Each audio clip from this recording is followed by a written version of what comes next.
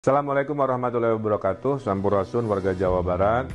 Dalam kesempatan ini saya ingin menerangkan prosedur tes masif COVID-19. Dirubah ya, nggak pakai kata massal. Tes masif, jadi jumlahnya banyak tapi terbatas kepada yang prioritas. Nah, tes masif COVID-19 ini tujuannya bukan untuk ngetes semua orang. Ya, sekali lagi bukan untuk mengetes semua warga.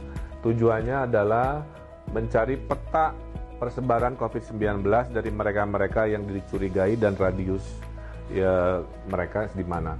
Kedua, memutus mata rantai persebaran yang sekarang kita duga ada di Jawa Barat.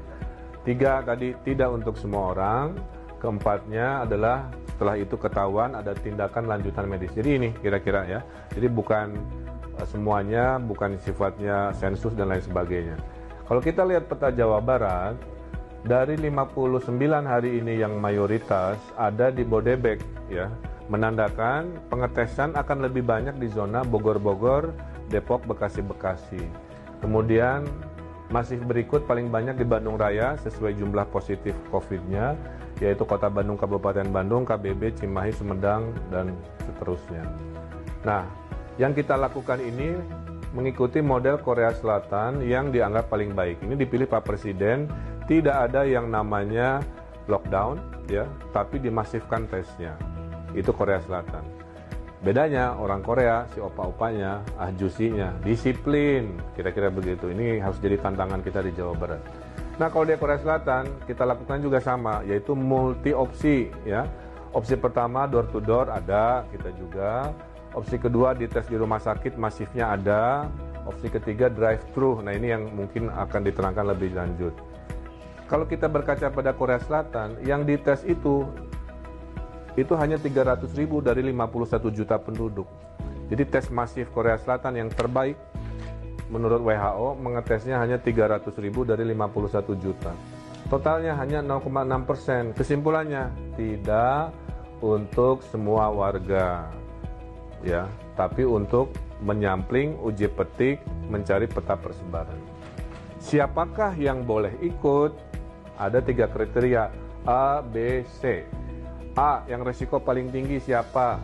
Orang dalam pemantauan ODP yang baru pulang dari luar negeri, ya, yang dicurigai punya persebaran di situ. Kedua, di zona A, di kriteria A ini adalah pasien-pasien, ya. Pasien ini nanti dites keluarganya juga, tetangga di kompleknya juga, kemudian teman-temannya juga, ya. Kemudian tenaga kesehatan yang sedang berjuang di depan untuk urusan penanganan COVID, ya.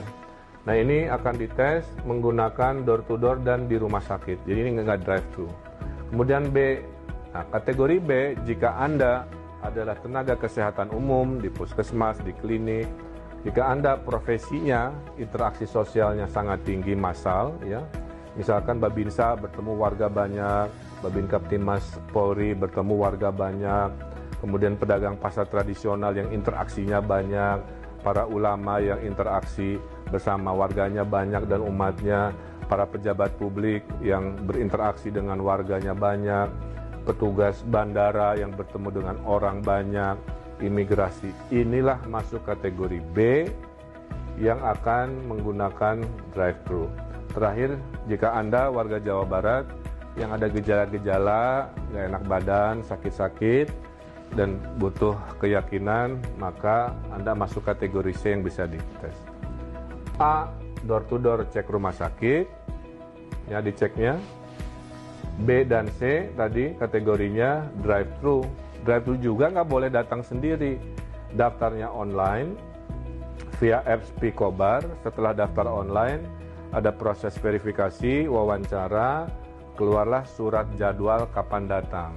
Maka yang drive-thru ini datangnya tunggu surat panggilan, apakah Selasa jam 9, apakah hari Rabu jam 1, dan lain sebagainya. Datangnya satu-satu, ada jaraknya, ya, sehingga tidak ada kerumunan penumpukan antrian, 5-10 menit dan kita putuskan langsung pulang. Jadi datang, dites sekian detik, kemudian langsung pulang. Nanti hasilnya dikirim online. Jadi kesimpulannya, jika Anda sehat, tidak masuk kategori bergejala, tidak masuk kategori profesi-profesi yang resiko tinggi, tidak masuk golongan yang sangat rentan terhadap situasi hari ini, tidak usah ikutan tes masif. Di rumah saja, tolong mereka dengan di rumah saja, dan jaga jarak, social distancing, itulah yang bisa Anda lakukan. Saya kira insya Allah penjelasan ini jelas, jangan panik, tenang, insya Allah pemerintah tanggap, responsif, dukung kami dengan Anda jaga jarak dan tinggal di rumah. Hatur nuhun, mudah-mudahan menjelaskan. Wassalamualaikum warahmatullahi wabarakatuh.